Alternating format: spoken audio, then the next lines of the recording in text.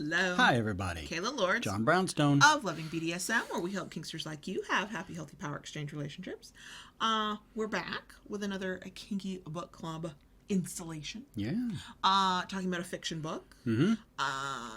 We do believe, I think mutually, that reading does help us have a happier, healthier power exchange relationship. Yeah. I mean, the non-fiction books, they help us learn and grow and think about new things. The fiction books are usually kind of sexy and, hey baby, ooh baby, Oh, yeah. let's do this thing. Fuel for the fire, so to speak. Yeah. So either way, we're definitely having It's a win-win. a better situation Yeah. within our own power exchange. So that's true for you too. So this month we read part of a series by Rebekah Weatherspoon called Beards in Bondage, Haven. It's a fiction book. Just so everybody knows, we're gonna have a spoiler-free zone here at the beginning, and then we'll hit a point where we're ready to talk about like the book in detail that is totally spoilers, and we'll give you warnings. So if you haven't read it yet and are planning to read it and don't want spoilers, you will know when to check the heck out. So it is fiction, like we said. It's erotic romance. Like the sex when it happens is hot and pretty detailed, but it's not the whole central point of the book. There's a whole story and romance.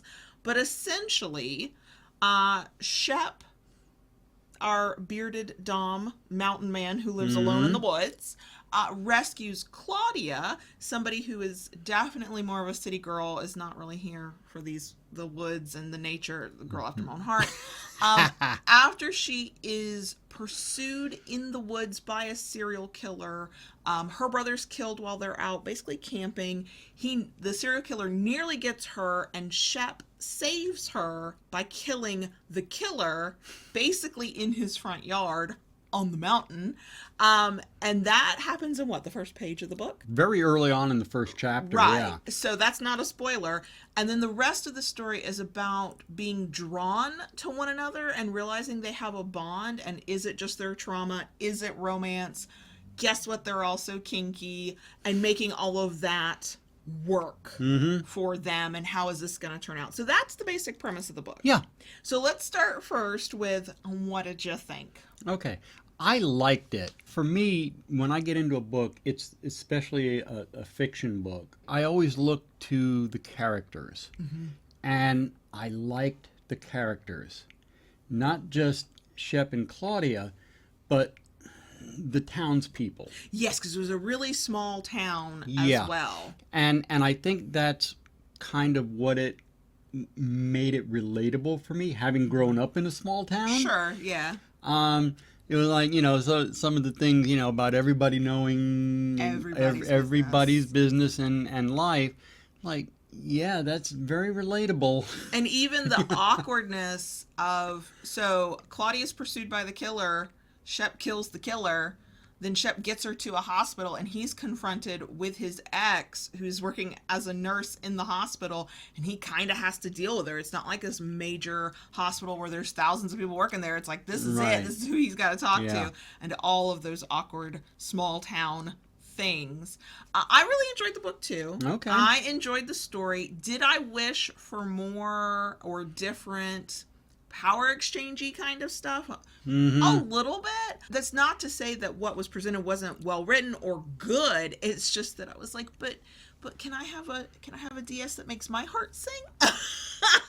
and see, to me, it was kind of the right balance of story and the DS and the sex. Yeah, and it was funny. What I really enjoyed early-ish on, when they come back together after the tragedy, they're talking about, let's get kinky, let's do this, thing.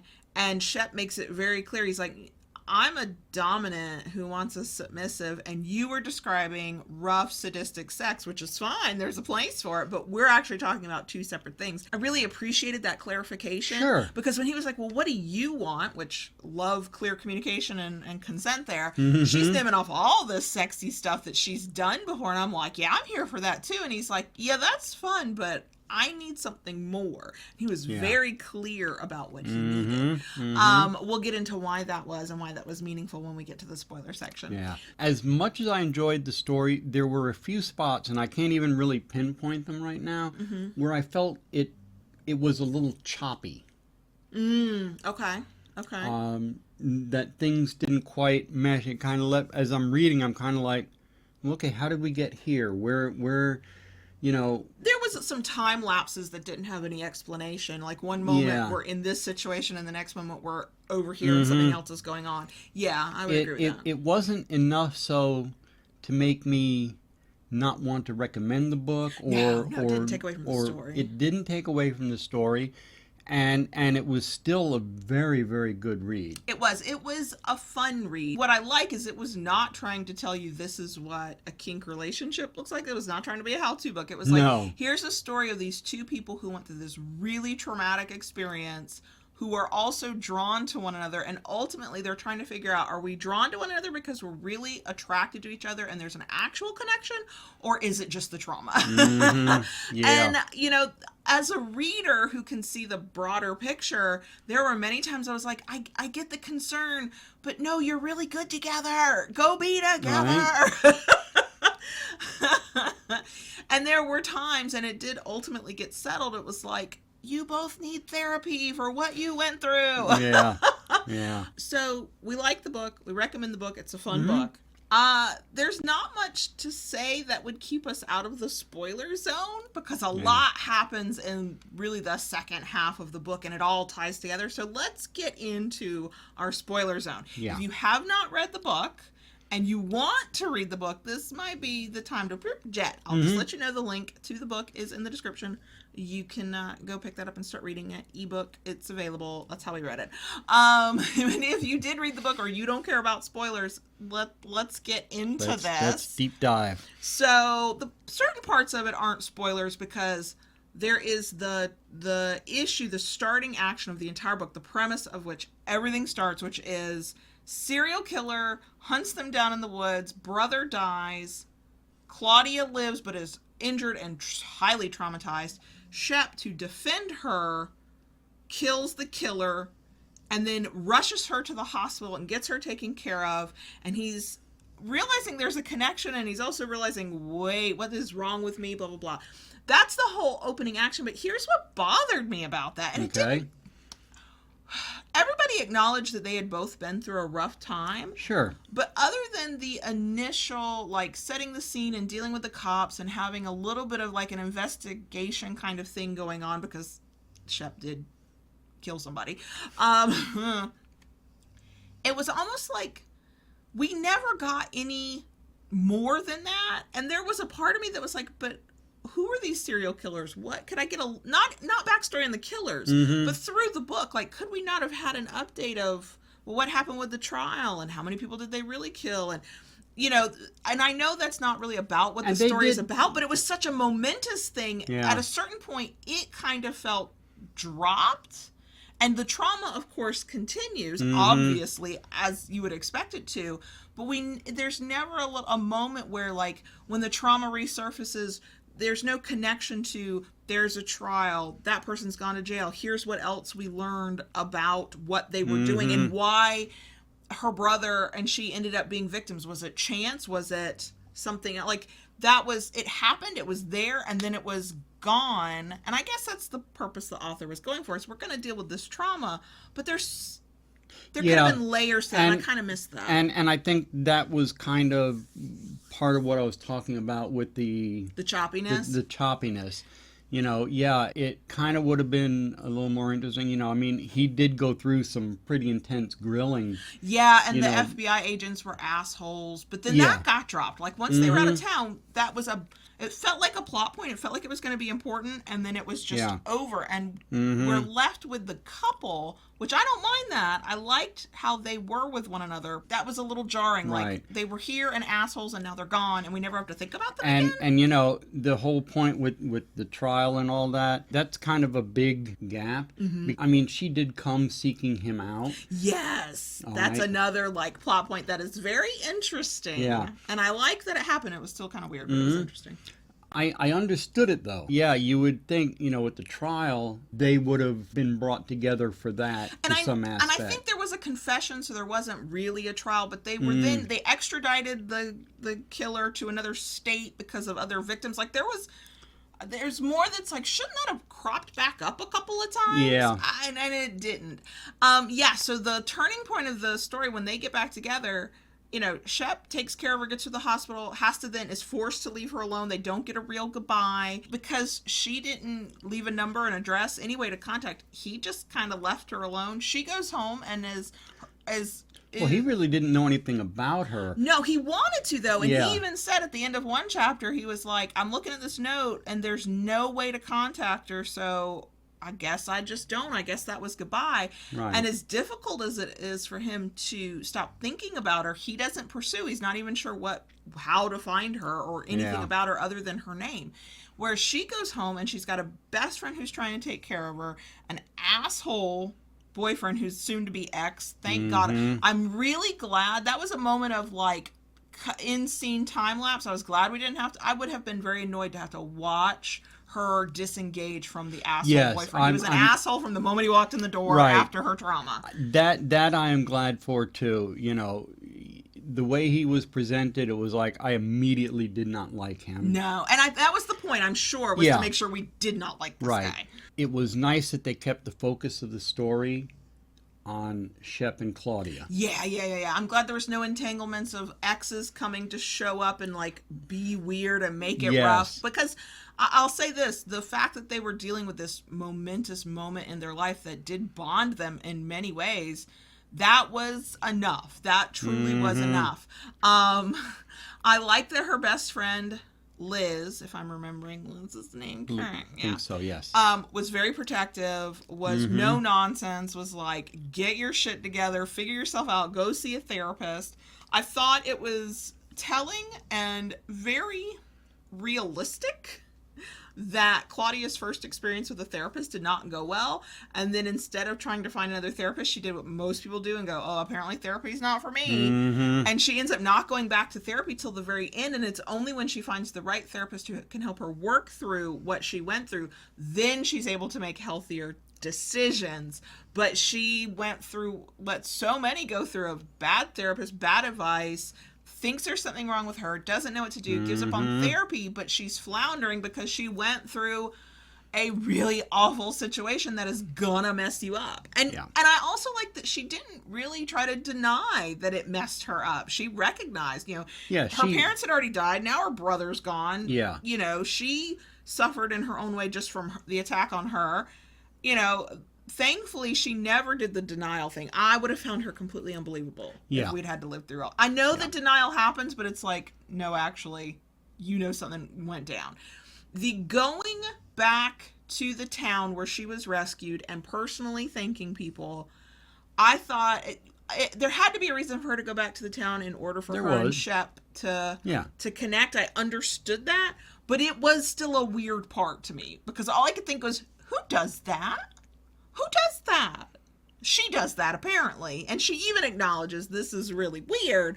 But I'm still like, well, who does that? See, to me, that whole thing of going back to say thank you, that was more of this is the way I took it. It was more of a ruse to be back in the town to find Shep. And probably, but she went, now obviously she went to try and find him and give him flowers and say thank you, but she did go see all those other people first, so it was a very complex ruse. Well, but even then, she was so kind of honest with herself about so many other things. I would not have been out of character from my perspective if she had gone, I came back to see you, but I felt like I needed a cover story. Like, that actually would have, I'd have gone, okay, that tracks. That tracks with what's happening here. Well, the same way he didn't get in touch with her because the note that he got was rather curt.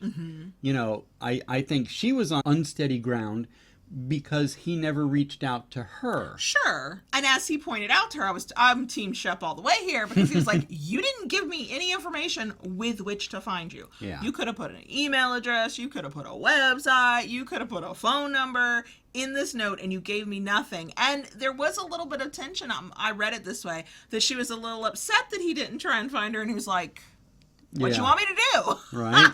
I'm like, yeah, I'm on Shep's side with that one. So they kind of dance around the attraction and for like 5 seconds. And next thing you know, he's at her hotel and they're propositioning each other, essentially. She's like, let's just have a moment. Let me get you out of my head. He's like, if we're going to do this, we're going to do this my way. Yeah, I'll dick you down real good. But if it works out, then you're coming to my cabin for a week while you're here. And we'll play these power exchange games kind of thing. We'll see what we can do. He was very honest about what he needed, which I thought was pretty impressive. Yes. Once you know, and he admits, like, I'm a dominant, I need somebody to be a submissive to me. I tried that with my ex, and not only did she reject me, she then went around and basically told everybody I was a sicko. Yes. And he had that kind of familiar, I think, kink, I don't want to say trauma, that might be too extreme, but sort of this big thing happened that a lot of kinksters can relate to, or we fear it happening, and he had it happen. He even admitted to her that, he went into the city once a year. Yes, he had a whole thing set up. So he had a submissive, and he went to the BDSM club. How did I forget that? And it was just for this 1 week a year. He got what he needed, and then he went back up to the mountain. Yep. And he, told himself he didn't need anything. But with everything that had gone on from the serial killer situation, he was actually contemplating making another trip because he knew he needed to get some of that tension out of him. Right. And he needed to get his mind clear again, and that's what cleared his mind. But so they have good sex in her hotel. It's hot. It's so hot. And he's all in control and in command, and I always find that sexy. And then they go, I can't remember, did they go back to his cabin first and then go eat, or did they go to the diner first and then go to the cabin? I don't remember the order. I don't remember the order either. What I remember is him getting them into a booth where nobody would be able to see her, and then having her have her tits out while they ate on display. And it's so funny because objectively, as a reader, I'm like, that's hot, and I'm observing how he was checking the room and keeping his eyes open. So she's nervous she's going to get seen, but he's making sure it's not going to happen. And I'm seeing it from that perspective. I'm like, that's hot. But then my head goes into the submissive space of, oh God, I would be so nervous because I would have all those same concerns and fears that she was having of who can see me and how long is this going to happen and what is happening. I did feel like their kind of instant connection and her willingness to do some of that stuff without much question was meant to show their deep connection. And it did enough of a good job of that I could suspend my disbelief, and I did not come in like a school monitor who's like, that was not properly negotiated and consented to. I was over there going, yeah, that's hot. I'm with it. It's fine. And I think it's because he was so honest with her ahead of time. He was like, this is what I need. This is what I want. This is who I am. And if you can't give it to me, that's fine. But I'm not agreeing to something that doesn't track with who I am. And I really appreciated that about his character. He had that kind of calm, quiet confidence. My favorite kind of dom. Thank you. He was not flashy. He was not showy. He was not yelly. He was not any of that. He was like, this is who I am, and this is how we'll do things. I understood what they were doing in this with the story, but I did not like it. They make this big, huge plan for her to be there for a week. They order toys, lingerie, fetish gear. Like her first day there, it should arrive by like the following Monday. Great. It arrives.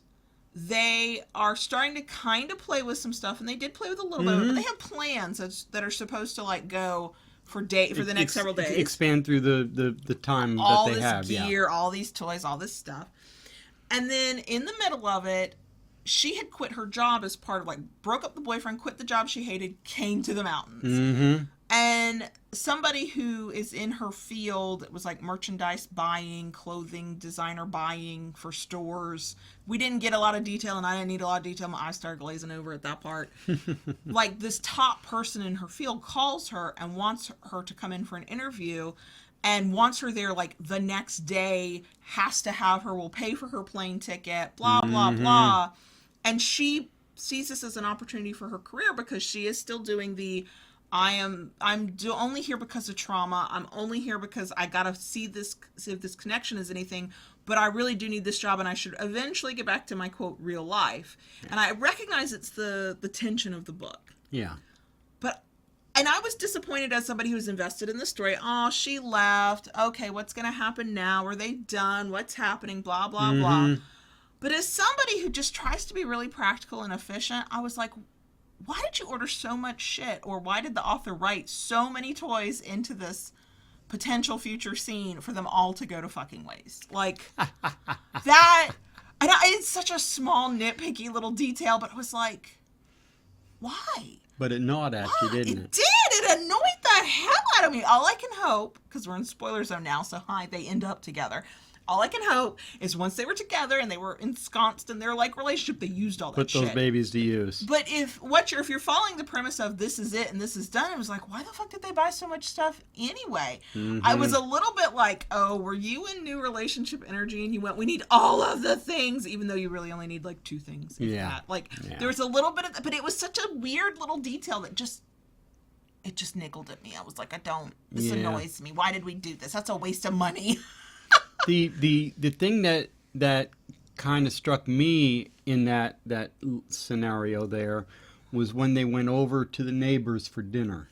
Yes, and there was a misreading of what was happening there. It was purposeful misreading. So the neighbors were basically like family to him, had helped raise him. His grandfather had raised him, but they had been around, and it was like almost like aunt and uncle kind of situation. An extended family, yeah. Right. So they invite Shep and Claudia for dinner. Nobody approves of what's happening because everybody is aware that they only know one another because of this extreme moment in their lives, and none of this can possibly be healthy. Right. And because it was a small town, everybody knows, quote, what kind of guy Shep is, and Shep walks around with these beliefs about what people must assume about him. Yeah.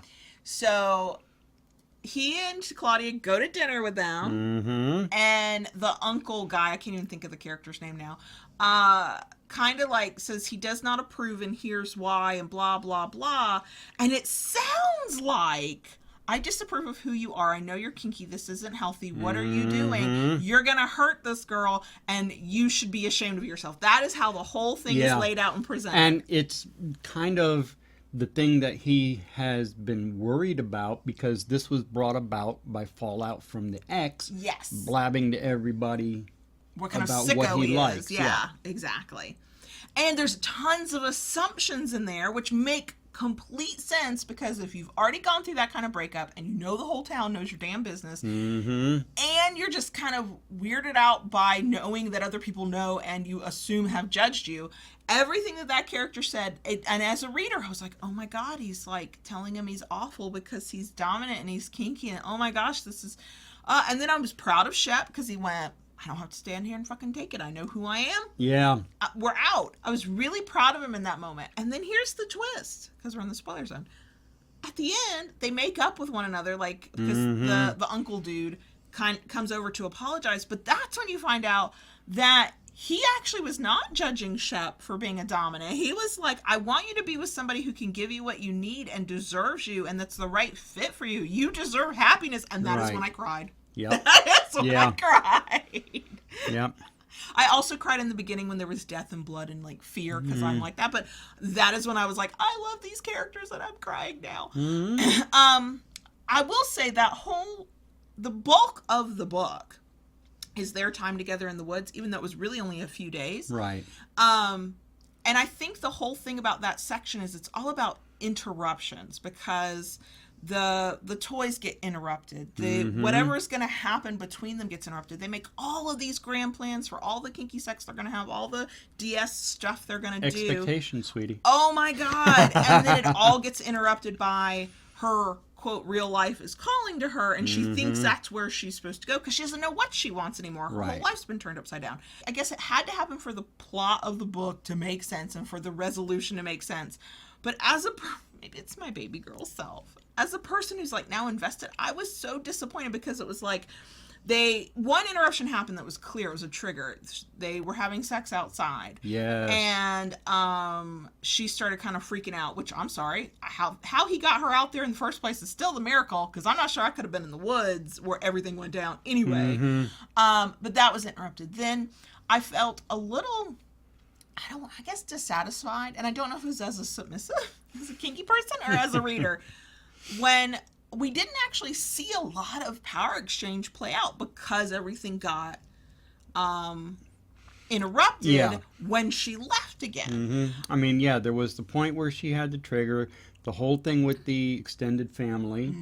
That interrupted things. That kind of threw a wrench in the works. Then there were times when one or both of them would get really emotional, as you can imagine, and that would throw things off. There was just a lot of interruption. Now, I did have one spot that made me chuckle, and I don't know anything about the author, so I don't know if she's kinky or not. I don't know. I'm not going to place a judgment, but I did have a chuckle at the part where Claudia entered, and I quote, the subspace. Yeah. Which, yeah, I forgot about that, but yes. I want to preface this with everybody's experience and way to get to subspace is different. Not everybody gets there. When you get there, you'll have a different experience than you have from time to time, or that you have from another person. That is all true.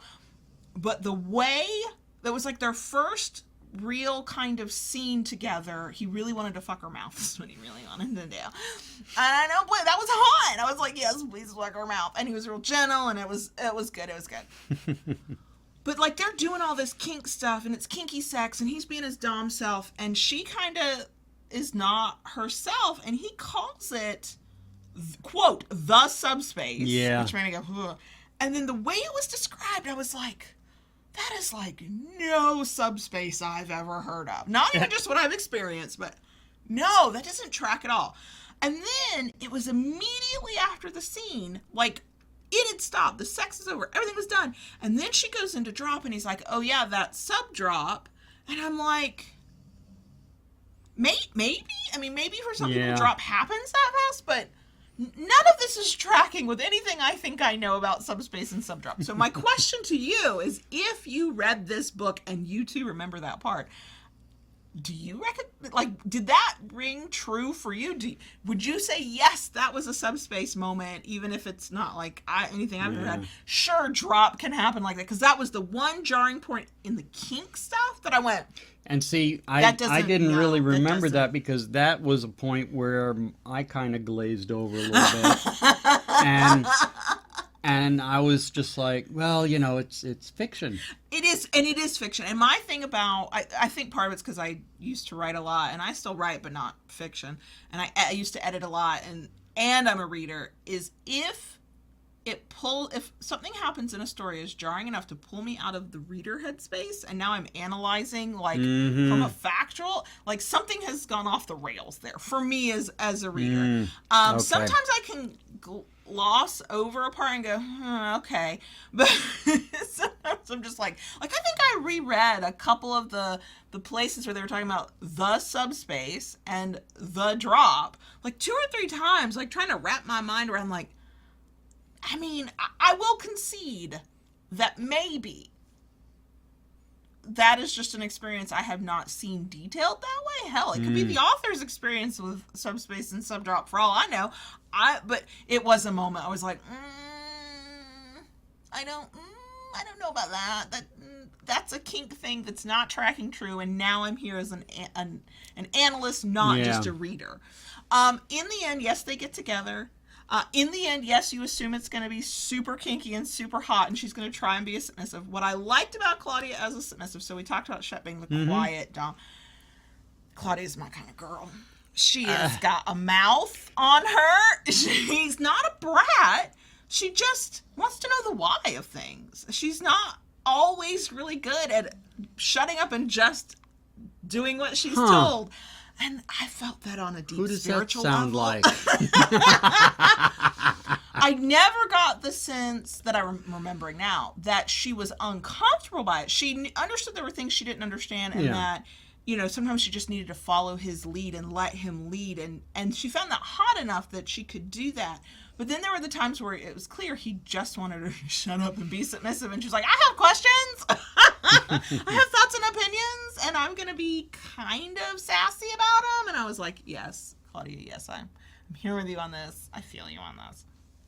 But yes, they do end up together. Mm-hmm. What I like is they end up together because she goes away to that job, realizes she loves her job. It's a better place for her than her previous job, but realizes that she's got a lot more freedom in that job because it's apparently a real heavy travel kind of job. Mm-hmm. She gets therapy to actually work through what happened. Right. She finds a therapist that she likes. Right. And then comes to the realization that actually she kind of can have it all. She just has to think creatively. Yeah. She finds a creative solution by lying to her boss, which was kind of hilarious. She was like, I'm getting married and he lives in the mountains and I'm like going to live with him full time and I got to go and I'll just travel for work. And she can do that because of that kind of career that she had. Yeah. And then she shows up on his doorstep with the plan all laid out. And thankfully, we didn't get any false tension where he rejected her and then came around. He was like, he heard her out in his super quiet, like, thoughtful way. Tell me who that sounds like. Also, he has a beard. Who does that sound like? I'm just saying. And then I think Must he was be a beard thing. I'm sure it is. I think he was afraid to hope too much. Mm-hmm. But also, like, I think he saw an opportunity. He saw what was being presented to him, and instead of doing that back and forth, should I, shouldn't I, what, he, like, it read to me like he seized the opportunity. The same way she had seized the opportunity to come and visit him the first time. He was like, wait, she's back. She definitely seems like she's got her shit together. And he had just had that conversation recently with the uncle extended family dude of, you know, I love you for who you are. This is who you are and what you need. Don't be ashamed of who you are. Like, I feel like he was feeling a bit empowered. Yeah. I do wonder what turn it might have taken if he had not had that closure and that acceptance. Because I think even when we are confident in ourselves, or we attempt to be, when the people you love most are not confident in you or think that you need to change something fundamental about you, it makes it that much more difficult to sort of take those leaps of faith. True. And after she had bolted, the first time she bolted was not her fault. The FBI was keeping them apart. Yeah. She just didn't leave any contact information, which she had just gone through a major experience. I wouldn't have been thinking about contact information either. Right.